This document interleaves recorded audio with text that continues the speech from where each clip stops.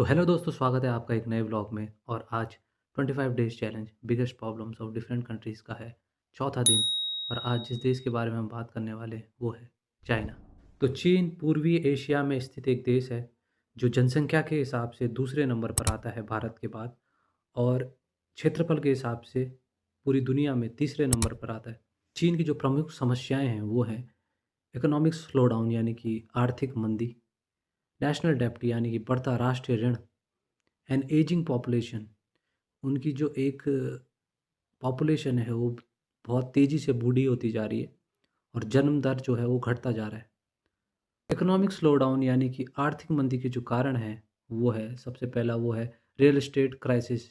यानी कि जो रियल एस्टेट में जो वर्क हो रहा था वो अब उस हिसाब से नहीं हो पा रहा है और उस रियल एस्टेट में स्लो डाउन आ गया है, जिसकी वजह से चाइना को बहुत ज़्यादा फेस करना पड़ रहा है। दूसरा है ओवर रिलायंस ऑन इन्वेस्टमेंट्स।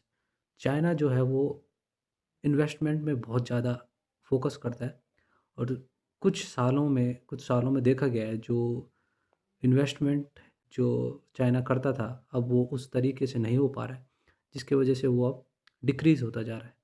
दूसरी बड़ी समस्या जो चाइना फेस कर रहा है वो है नेशनल डेब्ट यानी कि राष्ट्र ऋण।